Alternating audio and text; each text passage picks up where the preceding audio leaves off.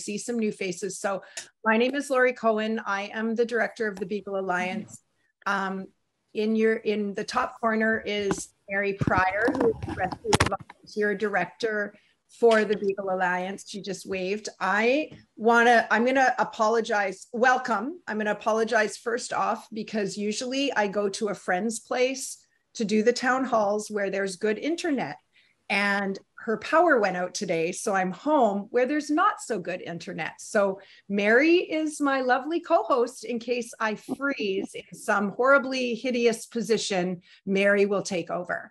I'll make sure to get a screenshot of it. Yeah, get a screenshot, exactly. So welcome to our fourth town hall. I will say in advance that we do record, we record this, and then we do send you an unpublished. Is that going to be for a while? Just a little. What's a little? We send you an unpublished version of which, you know, we will note that you don't want us to post it, you know, publicly, then you can let us know, and we most certainly won't, because we do kind of use these on YouTube, etc., going forward, or we will. So if everyone could just mute, that would be great. And then if you have any questions during or after, just raise your hand in Zoom. Of course, I forget where you raise your hand. I think it's in reactions, right? Yeah.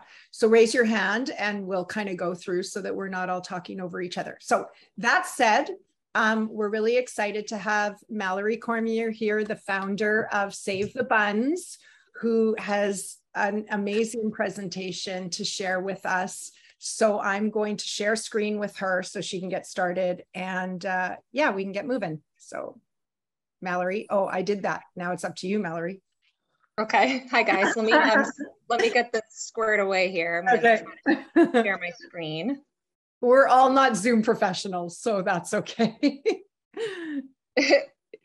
Yeah, I haven't done Zoom in a little bit. Let's see. Start custom. Perfect. Give me 1 second. I'm just gonna, hopefully that will, okay. How does that look for everybody? Looking all right? Yep. Nice. Okay, so I made a little presentation for you all today, and I'm gonna just go through it. I love PowerPoint, so I'll try not to make it too dry, but there is a lot of pictures, so hopefully that will help. So just a little outline of what's going to be happening today. I wonder if I can move that.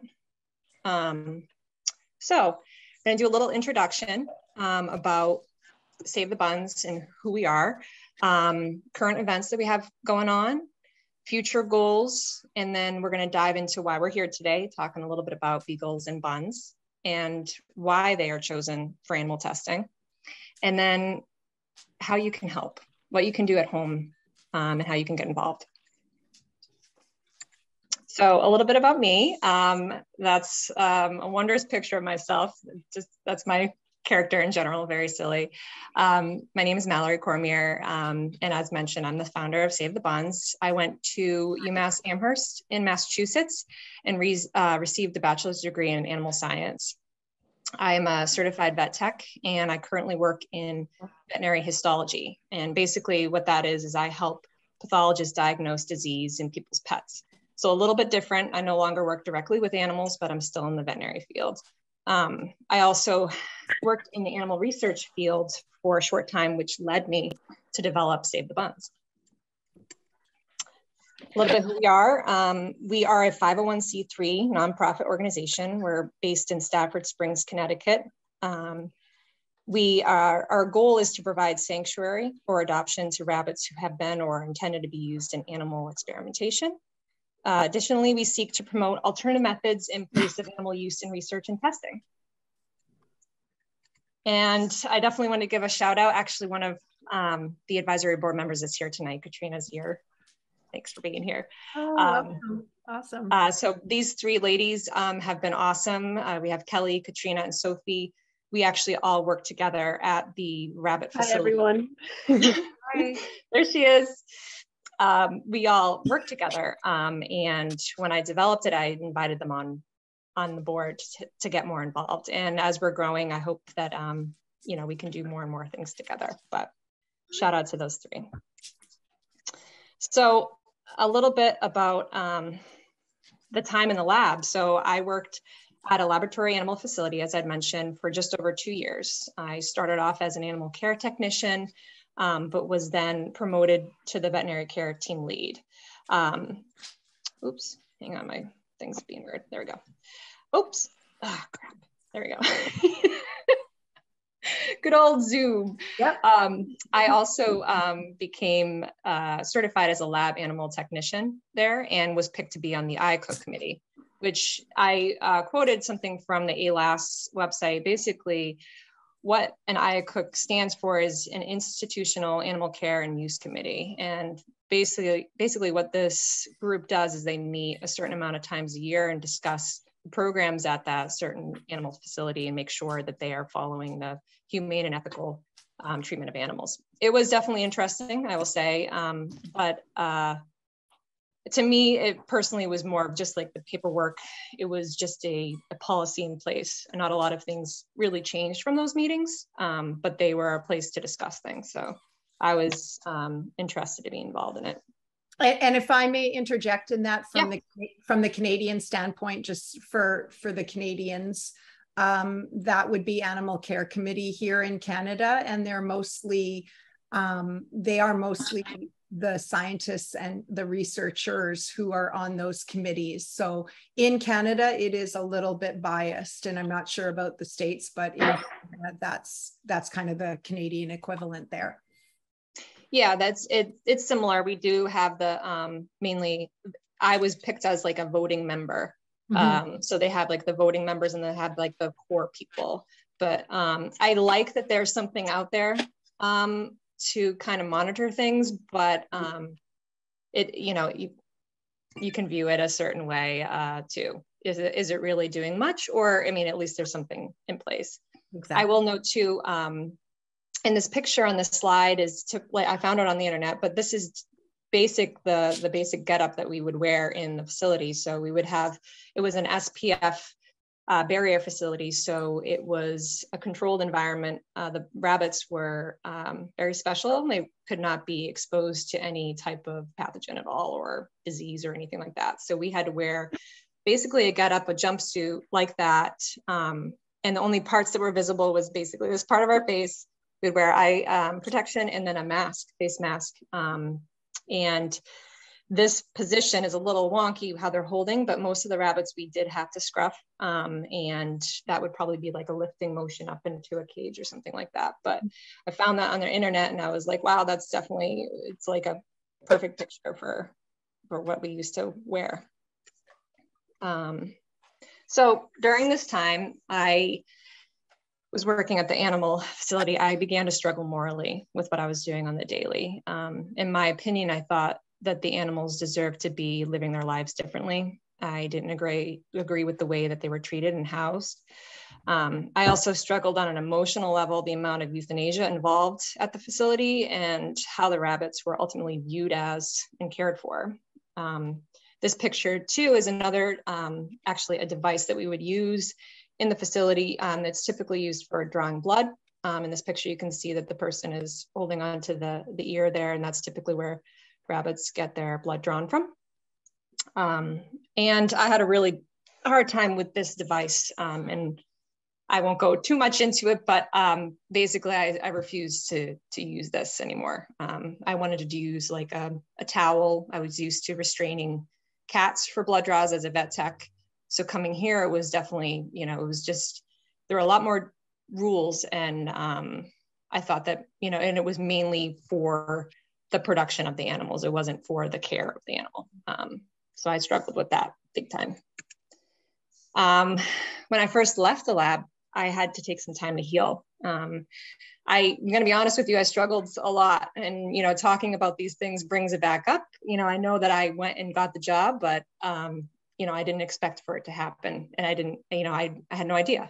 I was a vet tech, you know, I loved working with animals. So it really broke my spirit. I'm just going to, you know, be completely transparent. So I took some time to actually got some therapy, talked to some people. And then I thought, I think I need to get a rabbit because I think this might help, you know.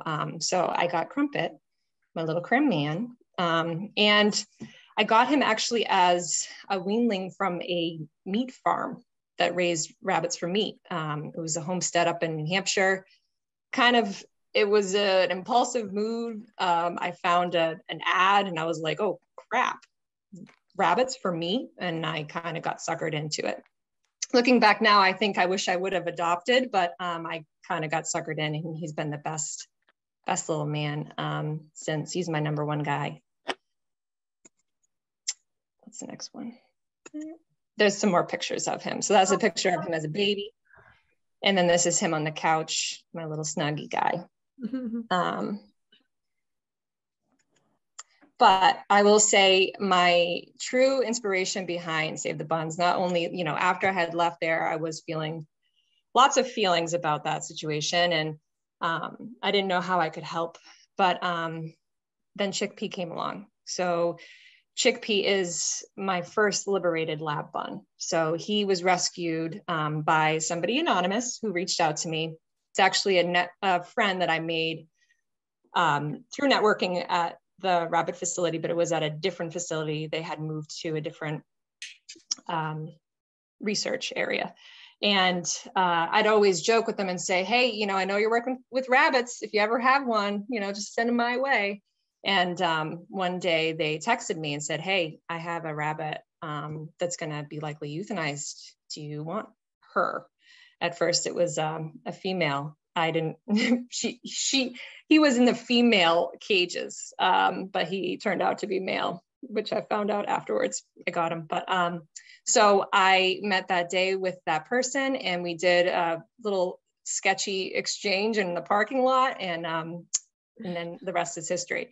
He never got utilized in any testing. I'm actually familiar with the facility he came from.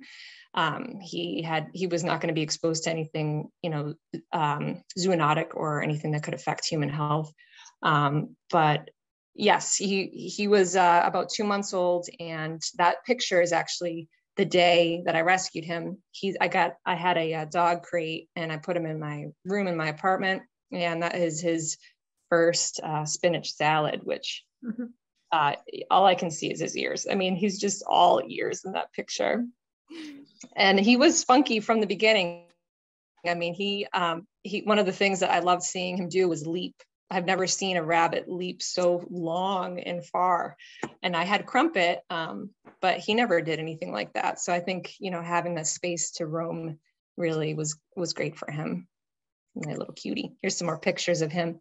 He's having some care. I didn't give him the whole thing. I know that they're not supposed to have too much.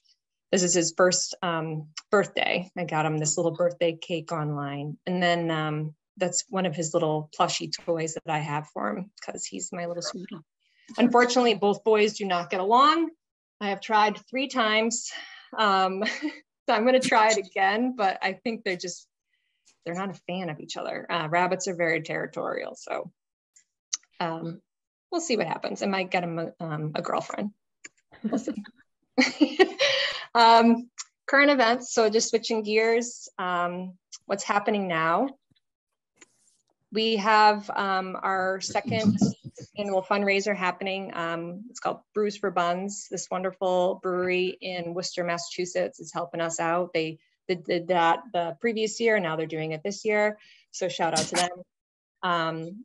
We're going to be having vegan vendors, raffle, silent auction, and all the proceeds that we get, we're putting it into our money egg, our little nest, in order to raise money, which I'll tap into what we're raising money for in the next slides. Future goals, what's happening soon. Another picture of little Chickpea here. Bunville. So one of our big goals is to establish a bun sanctuary, which will be called Bunville. This will be a greenhouse barn type setup. that will function as a sustainable closed system. So it's in order to protect from predators and disease.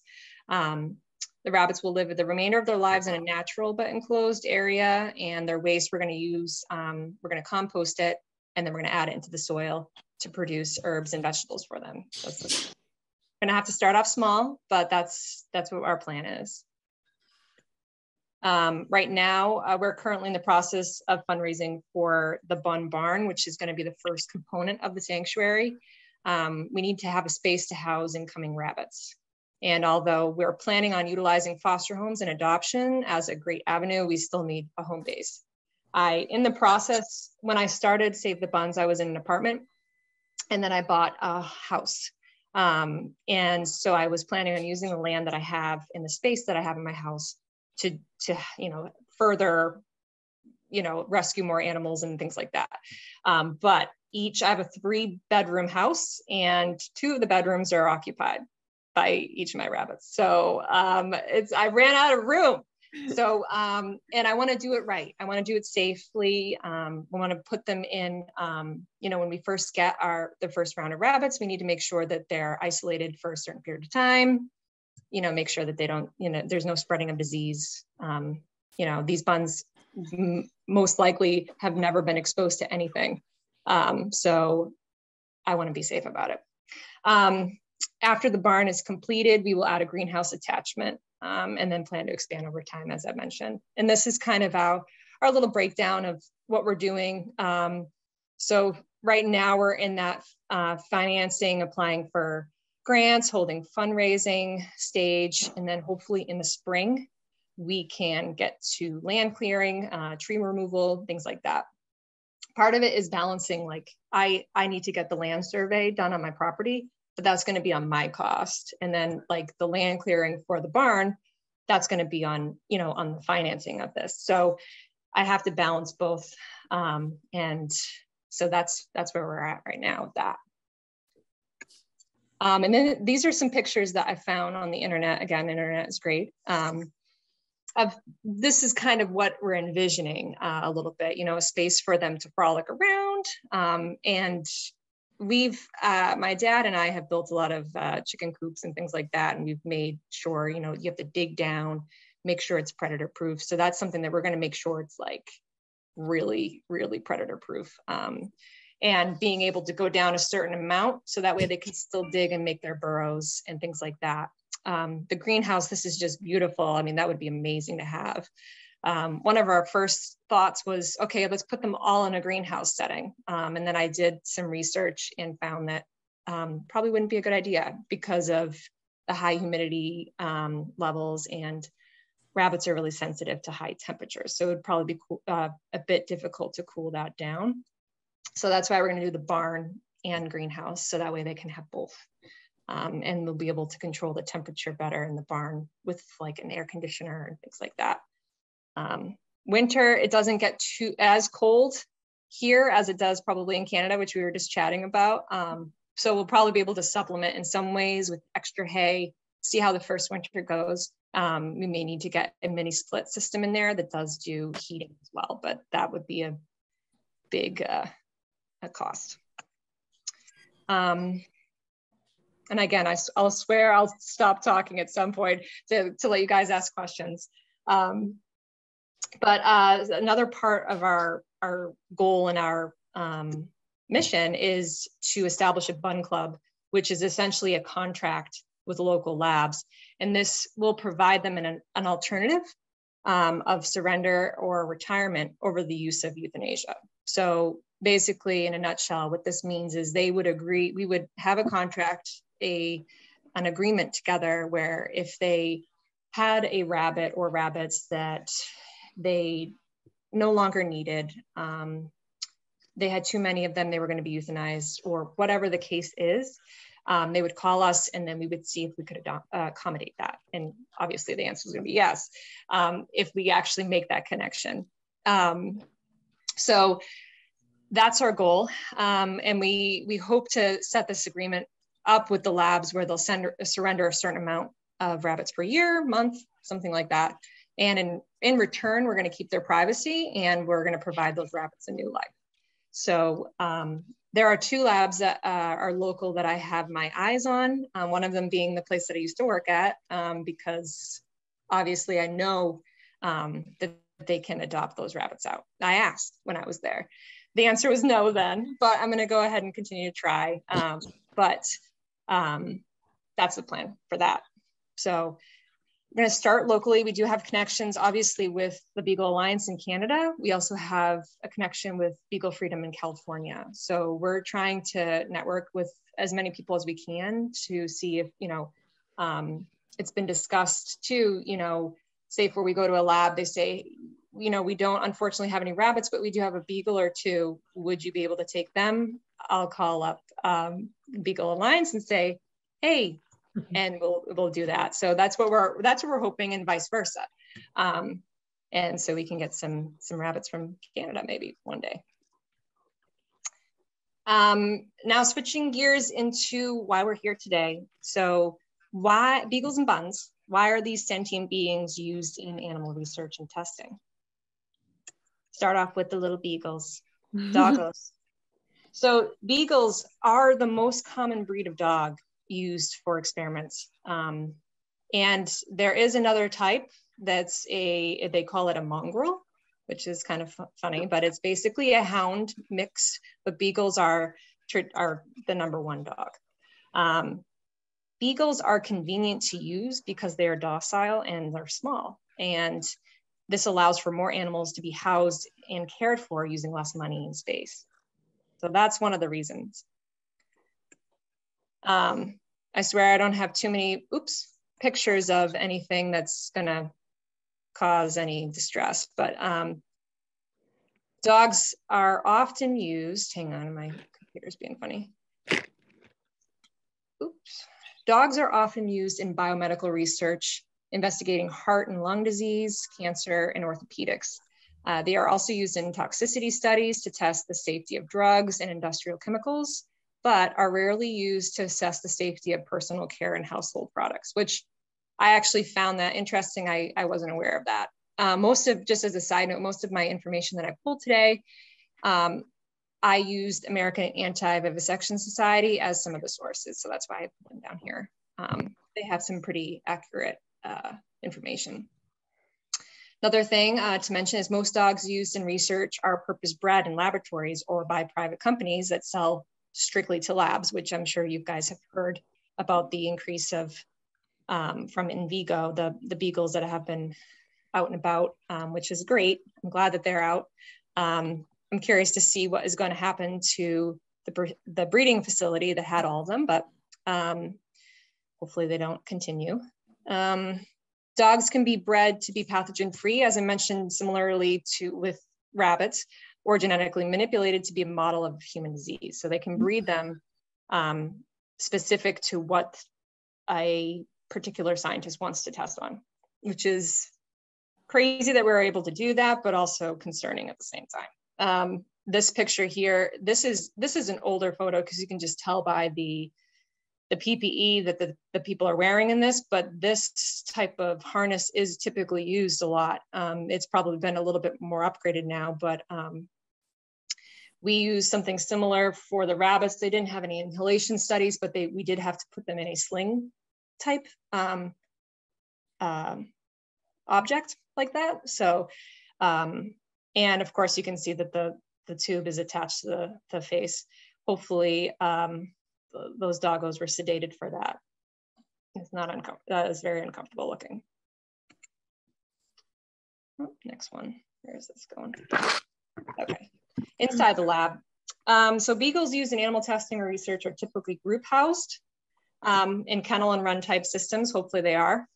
They spend their lives in a confined environment with no access to outdoors. They have artificial sunlight in there and typically on cement floors.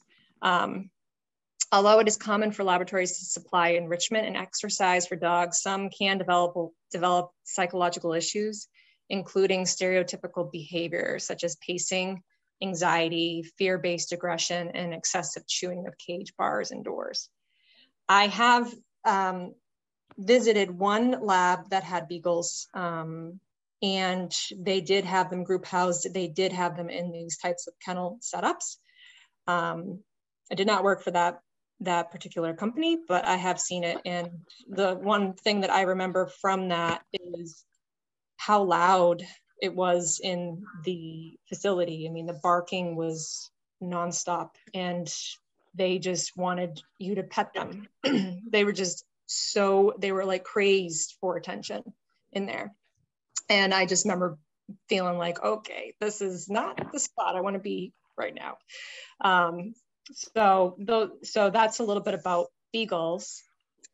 And of course, we know, Mallory, that it has to be said too, that in some cases their vocal cords are cut simply to keep them quiet inside the lab. What? Oh, I didn't know that. I mean, okay, wow. Because they had that's this particular laboratory. I actually did find, I did chat with the people there, and they had an adoption program, but they only did it through the people that they were, like, it was a closed setting, like it was only for the people who were there, maybe a family member, but it was very limited. But all of them, you know, that part I kind of was like, okay, at least that's good. At least you're doing that. But for everybody that worked there, they had to wear hearing protection. It was just kind of sometimes they take out dogs' vocal cords. What was that, Katrina? Oh, sorry, talking about. Oh, sorry. Yeah, I didn't realize that they did that, but in some ways, I'm not really surprised, unfortunately. I mean, I don't agree with it, but I mean, it was very loud that, I mean, it probably is damaging. It's damaging for everybody involved. Wow, learning something new. Okay, now moving on to buns. Buns is an area that I know well.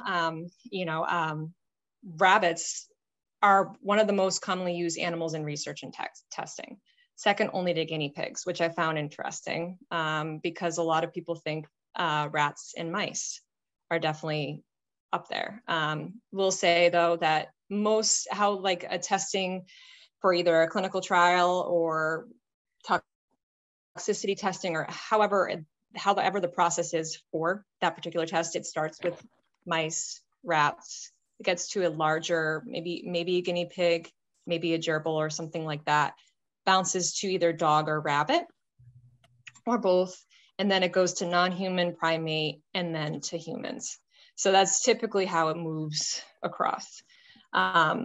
Rabbits are widely used for experimentation and testing, mainly due to practicality rather than scientific considerations. They are small, but they are bigger than your mouse or rat. So they're a step up. They are usually docile.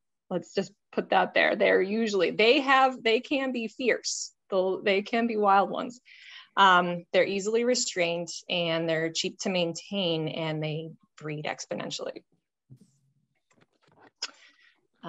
Oops, Jesus, got it.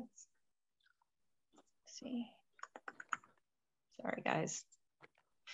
How are buns used in animal testing? So most people associate the use of rabbits in laboratories with toxicity testing for cosmetic, personal, and household products, which is not wrong, that they are primarily used for that. The best known tests are the Dryas, eye, and skin irritancy tests, which are extremely painful and cruel. In this picture here, again, this is probably as far as I go with my graphic pictures, but this is an ocular test that they put into the eye of a rabbit, or looks like they had shaved part of the skin back here to also do on the skin too. But for medical products such as vaccines, drugs, and medical devices, rabbits are used to test pyrogenicity, which is the ability of the product to induce fever. Additionally, because of their high rate of reproduction, rabbits are also used to test developmental or embryo toxicity, which is the danger that a product will harm a pregnant female or developing fetus. Rabbits are also used in basic and biomedical research as models for diseases and disorders of the eyes, skin, heart, and immune system, as well as asthma, cystic fibrosis, and diabetes.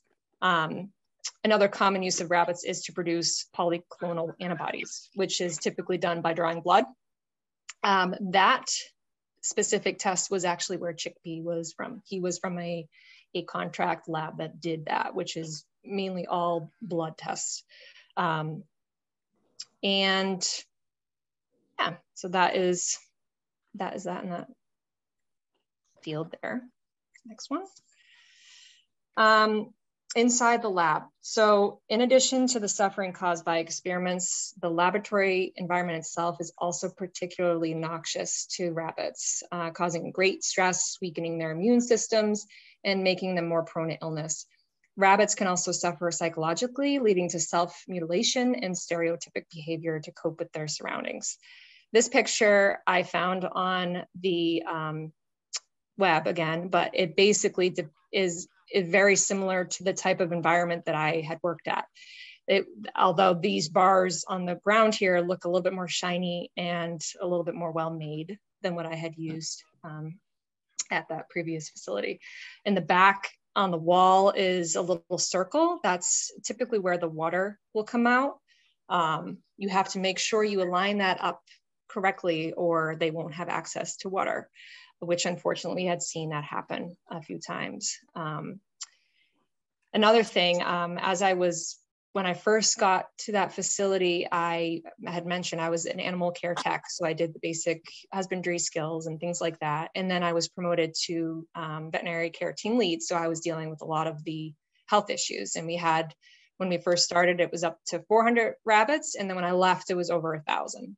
So one person monitoring the health of all those rabbits is a lot. And we'd had a vet that would come in monthly and I would talk with her about things that were going on and things like that.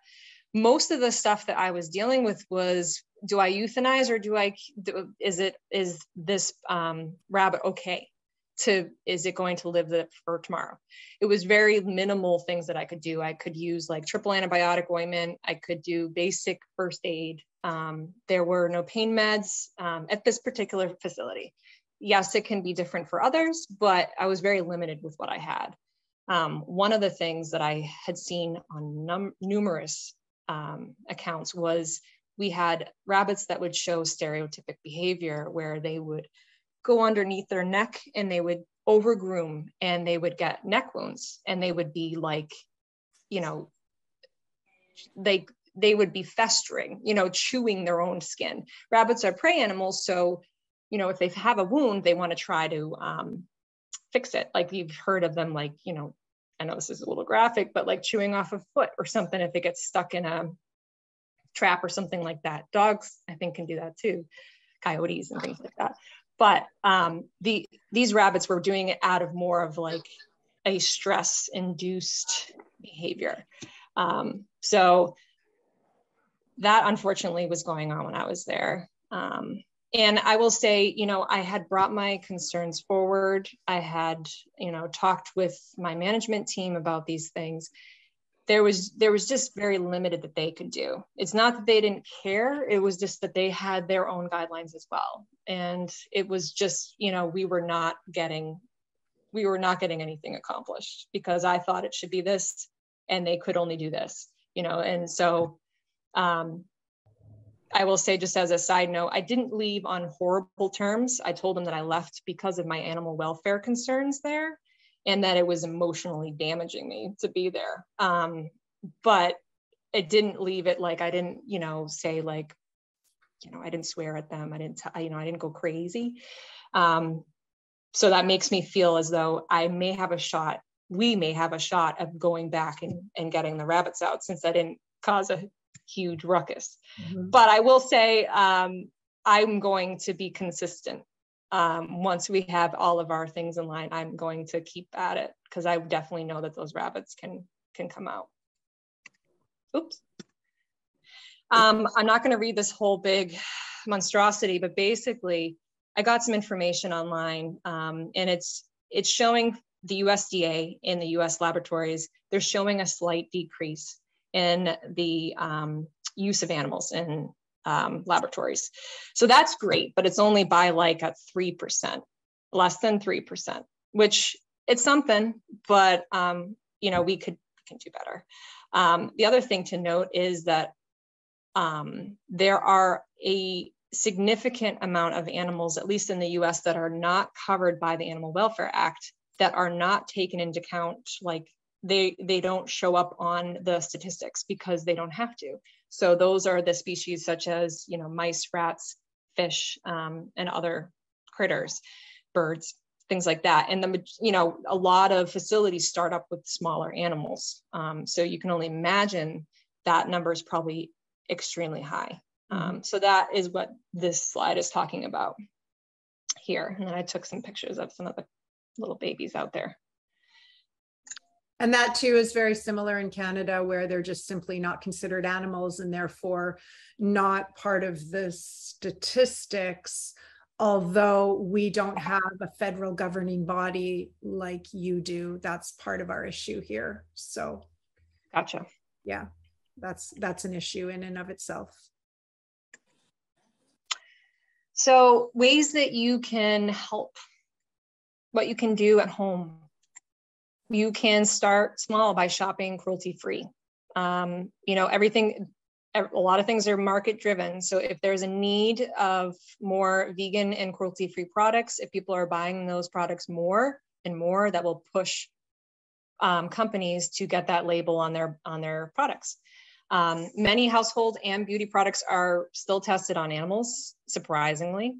Although some states in the US have outlawed this practice, there are still items on the shelves that have or are being tested on animals.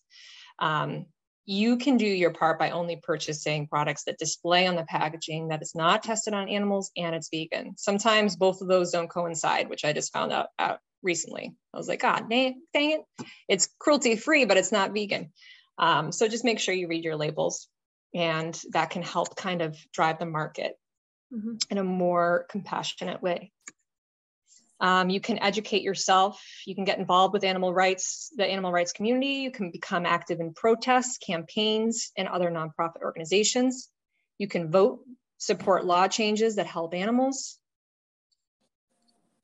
Once we are ready to launch the Bun Club, we will depend heavily on the support of on-call fosters to help house and feed buns that have been surrendered from labs. In addition, if you're interested in fostering or adopting a beagle, reach out to the Beagle Alliance too. That's a way that you can help. Basically, like, you can get right involved by adopting or fostering one of these little guys. Donating. A lot of these organizations that are trying to stop animal testing or change laws or change things for animals depend only on donations. So by donating, you will be impacting this change greatly. And that's another picture of Chickpea doing a little snooze action. And then you can follow us. You can like, share on social media outlets. If you'd like to get involved, you can contact either of us. And I know I've zoomed through that pretty quickly, but I just wanted to say thank you for everybody for listening to me blab. I definitely would like to interact with you guys more if you have questions, thoughts, feedback. I also want to give a shout out to this artist. She is on Instagram. She does all bun art and she does amazing stuff. She's done actually a couple of commissions for me for my rabbits. So she's great. Any questions? I'm gonna, Mallory, if you don't mind, will you stop sharing, and then I can kind of see everyone and see, you know, if anyone, although don't get me wrong, I've missed hands up before, but I'll try to look at everyone or just yell out if it doesn't work. We were a little frozen there for a second. And of course I unmuted myself and the dogs started barking. So I'm sorry. There we go. Am I frozen now? No, Okay. It seems to be fine now. Yeah, we were frozen for just a second. All right. Okay, well, at least I warned you all anyway. Thank you, Mallory. That was amazing. And of course, what you're doing is amazing. And you know, much of what you said is exactly what happens here in Canada as well. I think that the timing, before anyone, I haven't seen anyone throw their hand up, but Yeah, I think it's interesting because Mary and I've discussed this, and the Beagle Alliance team has made a very concerted or like a conscious decision to build a community. And we've said out loud that our community includes the people in research, because we fundamentally believe that everyone got into research to help humanity. You know, there's not, I know that we all want to blame people, and yes, there are people, there are horrible people in the world who are cruel to animals, but I think that, and cruel to people, but I think for the most part, we could all agree that people who got into research did it for the good and then ended up harming where they never meant to. And I think there's so much PTSD and anxiety within, you know, those people who are working there. And so I really appreciate you sharing that, because that's really important to us, that animal testing is not just affecting the animals. Like if we end animal testing, there's a whole lot of healing that can happen that extends beyond not the animals suffering. And I think it would just be good for the world in general. But I'm sure it was so hard on you, and I'm so glad that you've like made something out of it, which is amazing. So thank you. That was awesome. Yeah. I have a quick question. I'm hopefully the dogs won't bark during it. So when you were saying that the beagles tend to be housed like, you know, in communal cages or something, like how many are you talking about? Like, because we often say like, oh, you know, they're in a cage their whole lives, Right. which they are, until we hopefully can rescue them. But you know, like I think we tend to think in our mind we see one little beagle in a cage. So I was just kind of curious about that. I think it depends on what's going on for the particular testing, but for in general, they are typically group housed like in a kennel-like system like that. The place that I had seen firsthand, they had probably, it's depending on the ages of the dogs too. The younger dogs, I mean, there were like 5 in a kennel. I had seen it was more than 2 typically. So it was like, they're like little pockets. I actually did. And, you know, thinking about having these conversations and getting prepped for this, you know, brings me back to these experiences. And I remember when I was at that facility that they were getting a blood draw on the beagle. And as a vet tech background, seeing it, the dog, I'm kind of going off a tangent, but the beagle was really well behaved, like very sweet, basically lifted its leg up, ready for the blood draw, like fine, sat there, you know. And so they have these dogs that, I mean, beagles are, they can train them to do certain tasks for them, which I just thought was like, wow, that's amazing. Like, I mean, it's just amazing how much we've manipulated an animal to be used in such a negative way. I mean, I know you have to think, okay, human health, but there's alternatives. We don't need to. But yeah, so that was one thing that I remembered thinking about. It was like, wow, because usually, you know, in the vet clinic world, you're usually dealing with sick animals, or you're dealing with fractious animals because they're scared to be at the vet. So they're all over the place. You know, you're trying to hold them. They're a little nervous. But seeing that beagle just come in like it was used to doing this all the time, like this is its life. You come in, you put your leg up, you get injected, or you get your blood drawn, whatever's going on there. I don't remember exactly what the specific testing was for it, but I was shocked by that. And then the beagle is brought back, and you know, it's with the other cage mates, but it's a completely different dog that you would. It just got a different vibe. I mean, and also a lot of them aren't, you know, house trained and things like that. And they live on like shavings. Typically, it's just a very different world, at least in this one particular place. Yeah. I can remember my vet, when we first started bringing dogs to him that had come from laboratory testing, he'd be like, well, they just go limp. Like he said, I think they'd have like some kind of an attack or something, because I pick them up to work on them and they just go limp. And that's just total lab behavior. When we brought Minnie home, when we'd pick her up, she wouldn't fight us or anything. She would just always go limp, like, okay, do to me whatever you want to do. Now she's been 4 years out of the lab and she asserts herself more. You know, she's like, no, I don't want to do this right now. But you know, Right. the minute you touched her, she was just lab dog. Just do Yeah. do what you will. Yeah. That's And interesting.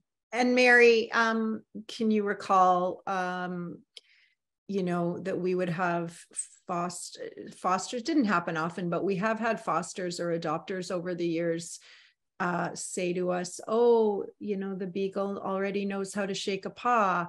And we were like, no, the beagle does not know how to shake a paw. It's just, if you're a human coming towards that dog, they're automatically going, here you go, take blood. And of course the foster adopter wouldn't know that that was the reason. So yeah, it was pretty crazy to see. And I'm sure you guys are seeing that when there's no blood draws even being happening. I was trying to think if anything happened with Chickpea. I mean, Chickpea, I got him when he was 2 months old. He hadn't been used yet. But he does do this funny thing when when I come to pet him, he'll like kind of do this, like he kind of does give up kind of thing. Like it's like almost like a, okay, come and get me, like I surrender. It could be like a rabbit thing, you know, but I don't know. Crumpet doesn't do that. Crumpet's like, I can tell if you're trying to put me in the cat carrier, and he's like out of there. But and I think it does, and it has to be said too, that 90%, and statistically over 90% of animal testing is not effective for humans. So it can't be translated. It's all, that's a statistical fact. It cannot be translated into something effective for humans. But what I recently made aware of, sorry, could everyone just mute if you're not talking? I just want to just ask that. But what I was made aware of this last week, because I was blessed to be at Dr. Charu Chandrasekhara's lab in Windsor, Ontario. So we, you know, I was lucky to do a tour there, and I was speaking with the people that are working under her. And I guess this probably seems obvious, but for some reason this didn't click into me. But because of the physiological differences, not only is animal testing ineffective for humans, humans are missing out on cures because they're not working on animals, but yet they could be effective for humans.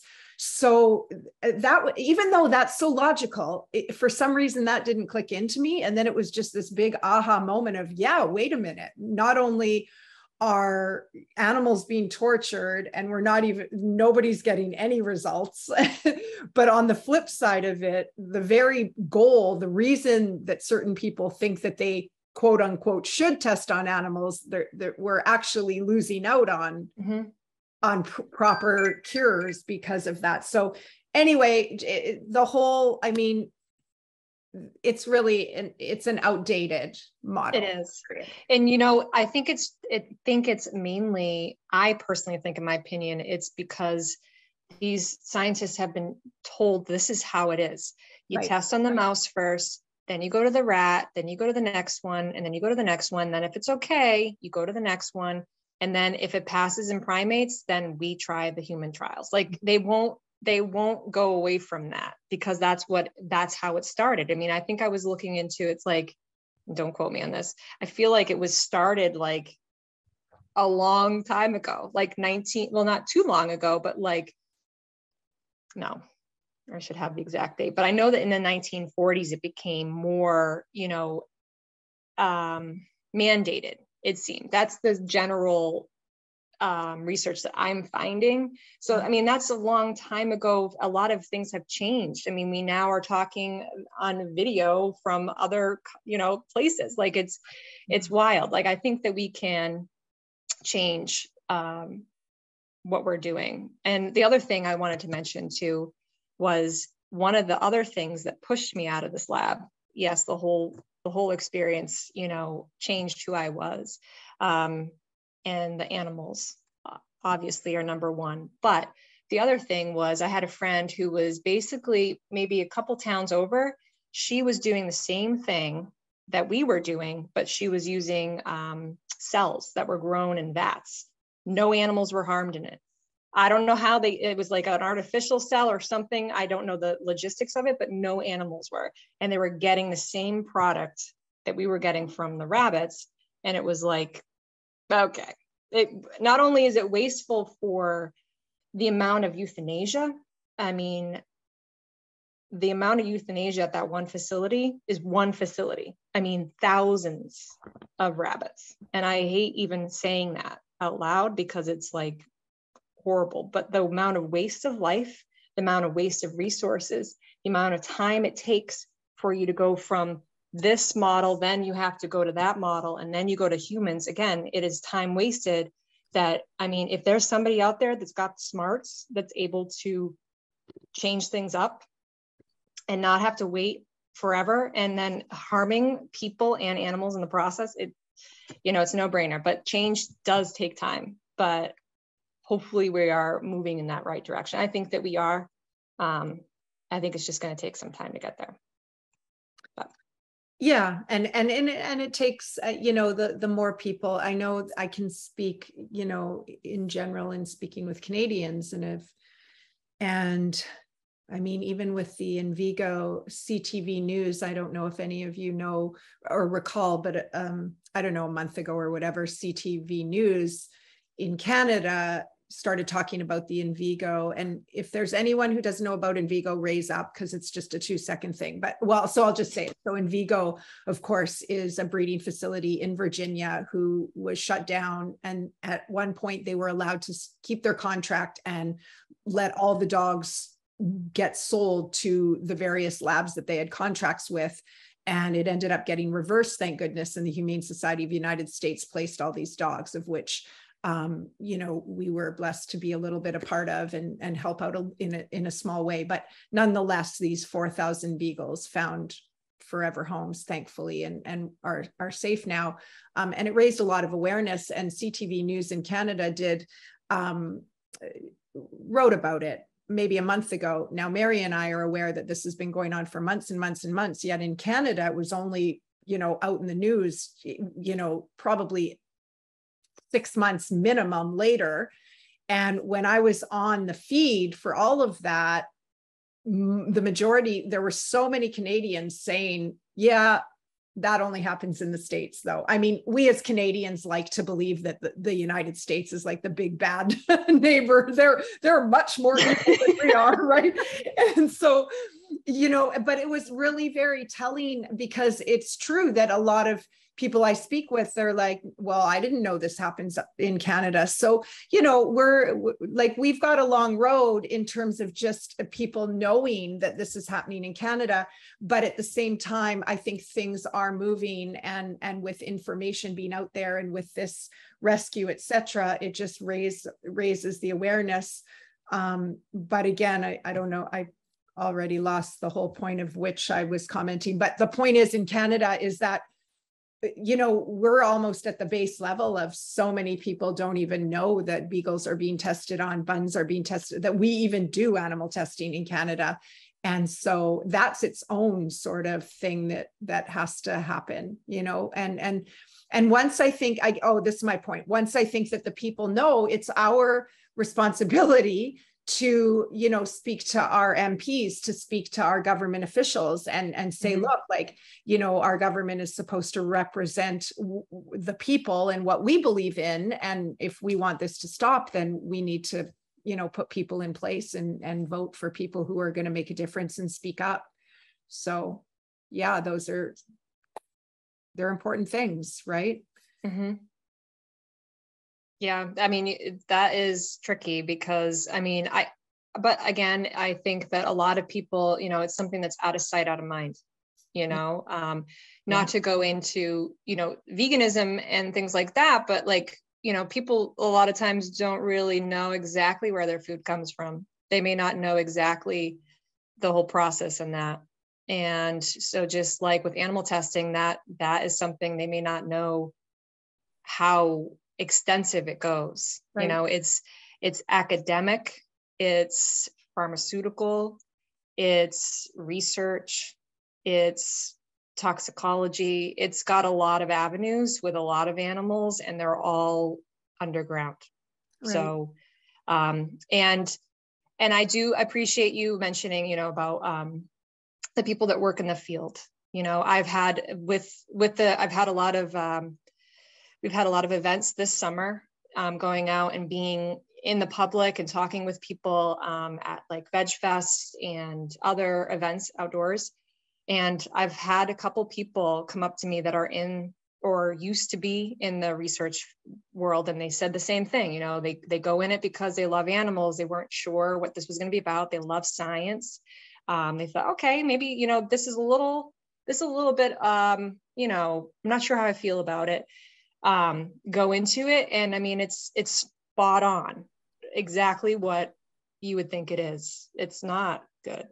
I mean, I have to be fair too. I've only had one real true experience working in a laboratory, and it was at that facility, and it was only rabbits. And so, I mean, I'm sure there are labs out there that maybe they treat their animals really well. I don't know. But regardless, the whole notion behind it is I don't feel like those animals that are in animal research are actually treated like animals. They're more of a commodity item. They're something that, yes, money is big. Pharmaceutical companies, they have a lot of money. That is something that, you know, that it's daunting to think about. But now I lost my train of thought. I know there's so much going on, so much. But either way, it's just been really great being able to open up and talk to you all. I appreciate it. You know, I never know how people are going to react knowing that I've been in the animal research world. I've had some negative interactions with some people that, you know, like, how could you do this? You know, and I'm going to, you know, I have to be honest, this wasn't what I thought it was going to be, you know, but it's nice to feel the support from people. And I feel that I can be a better advocate. I mean, I've always been an advocate for animals, but this has just taken it up a notch. And now I can say, hey, I've been in there and it sucks, like big time, and we should change it. And I want to save rabbits. So that's what we want to do. Yeah. That's awesome. Thank you. I'm going to assume I don't see any hands, so I'm going to just wrap it up. But I think you guys who have been in the research world, I think you guys are the best advocates. You know the ins and outs, and I just appreciate it. And I do want to make note that, just as Mallory said, that Beagle Alliance and Save the Buns have become rescue partners. Yay! So of course, but then as I say that, I do want to mention too, for those of you who are in the States, and of course it doesn't matter. Obviously everyone's going to support who they want to support, but I do, just in terms of usually, you know, you're generally looking at where you can help in your own country just by proximity, etc. But also I do want to say, that not only is Mary, who is the Rescue and Volunteer Director, she is the co-founder of Cage to Couch, who is our rescue partner in California. And of course, that's how we were able to you know, find homes for some of the Envigo beagles, and Cage to Couch found even more homes for more Envigo beagles. So it's just awesome to start a network. And of course, that includes not just rescues, but all of you guys, because it's got to be a community effort. You know, one rescue is not going to save all of these animals, and they're not going to change the governments, right? It takes all of us as a community. So thank you, Mallory. But Chris and Tammy, sorry, I'm saying Chris and Tammy because that's what's come up. Oh, it's Chris, because I can see you now. Sorry, I see your hand is raised. So go ahead and thank you. Okay, so can you hear me okay? Absolutely, yeah. Okay, so I'm in Washington State, down in the lower 48. We did rescue a laboratory beagle from the Animal Sanctuary Kindness Ranch in Wyoming back in August. I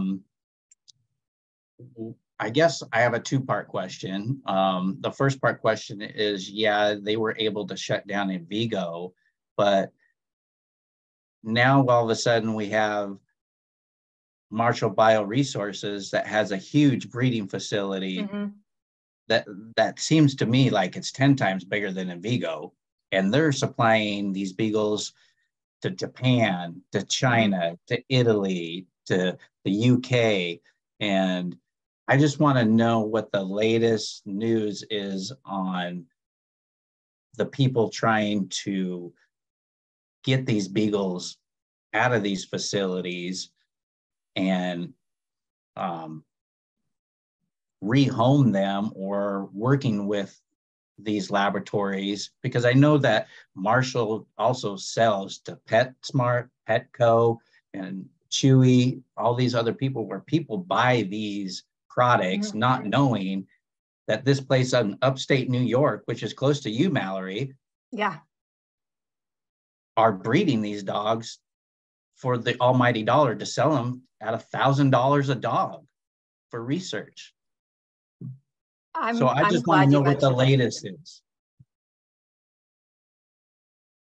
Go ahead, Mallory. Go ahead. Oh, I was going to say, I'm glad you mentioned that, because Marshall Farms is a huge business. And they do, and I'm glad you mentioned too, that they do supply actually ferrets.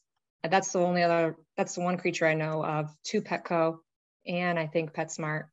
But so just as a side note for Save the Buns, since we haven't partaken in any protesting yet, keyword, because our goal is to try to work with these labs. So I want to come off as more of a, not that protesting is bad, but animal rights kind of gets a bad rap, right?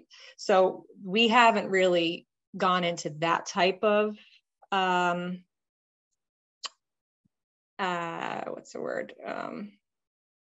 Advocacy is more of a different approach. However, I do know that there are multiple organizations. I don't have the information on my fingertips, but I'm sure you could Google it, that there is an ongoing protest for that.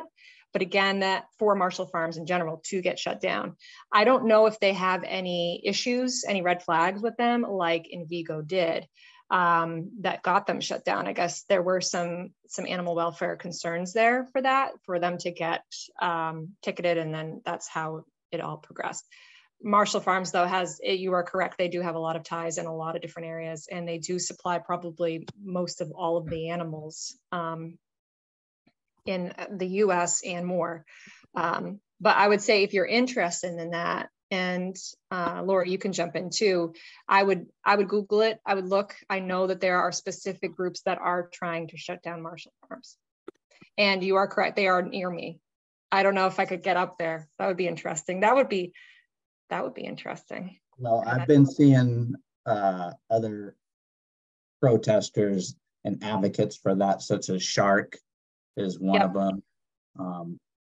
Beagle Camp over in the UK has protested outside their facility until they're going to be released. And they've actually broke into the facility and took 5 dogs out from them, was the latest news that I've heard. But yeah, they're trying to shut them down.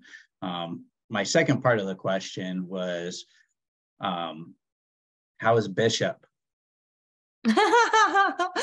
Oh, thanks for asking. Okay, well, that's a happier question. I mean, yeah, I mean, I'll address the first part because it is, I mean, we just keep going. And again, when we mention the PTSD and anxiety in the dogs, in the research worker, I mean, we try to guard against that in the rescue world too. I'll be honest with you, I worked in corrections for 12 years and I left, and I never thought that rescue would have this similar sort of like burnout scenario and emotional situation, albeit different, because of course the people incarcerated are usually not innocent, but you know, we just have to take it day by day. And I think the important thing is that we've got a long-term fight on our hands, so to speak. And just like humans, we can't save everyone. And I think that every person in rescue or in advocacy or as a volunteer has to come to that acceptance that we can't save everyone, but you just get up every day and you fight the good fight. And that's what you do, because you will go crazy if you think of this as like, oh my gosh, I have to like save, you know, you're going to drive yourself nuts. So that's kind of the conversations Mary and I have to sort of keep ourselves sane and to go, we do what we do. We do the best every day that we can do. The happier point is that Bishop's doing awesome. He's got a house in Toronto. He's got a country house right outside of Toronto, and he's basically won the dog lottery. And I spoke with his adopter yesterday, and he's doing great. And yeah, he's got a few little, you know, triggers as they do, and he gets a little bit scared, you know, here and there, but he's got 2 Beagle sisters that he's living with now, and he's doing great. Thank you for asking. So yeah, it's always the best to hear the good news from the adopters and fosters. So, yeah. Thank you, Chris, for asking. And that was a great point about Marshall. They're actually, I mean, they're scary, right? They're scary. Though that's why whistleblowers exist, because people are, you know, it's pretty scary when you're afraid to speak up, you know, to that degree, which I'm sure you can understand, Mallory. Yeah, that's also why, one of the reasons why I haven't named the lab in any of the things that I've put out there. I also changed it on like my resume and stuff like that, because I just want to make sure that I don't burn a bridge, because that's I know where it's at. I know the animals there, and I mean, it is super local. And if we were able to set up some type of agreement where they were to give me, you know, the rabbits like once a month or once a year or whatever, I know, again, touching base on what you're saying, I know that we can't save them all, right? But the difference that I made for Chickpea, seeing his huge leaps, like, because I knew what kind of cage he was in. It was a small, tight area. He's a rabbit. I mean, they're meant to be outside, digging around, burrowing. I mean, they're smart creatures. A lot of people don't give them a lot of credit. I mean, they're like a hybrid cat dog. Just seeing him come out of his shell, that's good for me. And also every time we have these conversations, having conversation with you, meeting these people online, you know, the more people that have these discussions, the more it's going to empower people to make change. So yeah, it can be daunting. Like Marshall Farms, like, is a huge entity in supplying animals for these companies. And it can be a lot to think of, like everywhere in the world, all these animals, but I try not to go down there, because then you won't get back out. So you do just take it day by day, like Lori said. And I mean, if we only get to save 5 rabbits, which hopefully that's not the case, that would be, you know, those 5 rabbits are going to have an awesome life. They're going to have as much salad they can possibly eat. So it is about the journey, and not to be cheesy, but you got to take it day by day. And I've got a lot of life left in me. I'm really going to fight it for him. So yeah, I'm getting all preachy over here. I'm getting so inspired by these conversations. I'm like ready to go out and get some buns. Well, thank you. And okay, wait, Sherry, did you put your hand up, Sherry?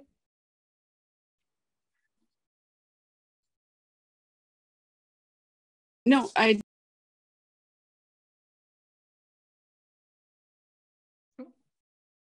Was it an accident and I just saw it flash? I just want to make sure. I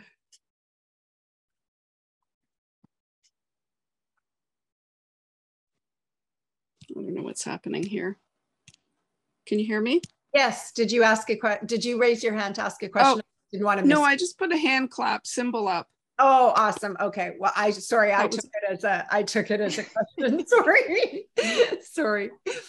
Anyway, well, okay. So I think, yeah, I'll just thank you all. Thank you, Mallory, so much.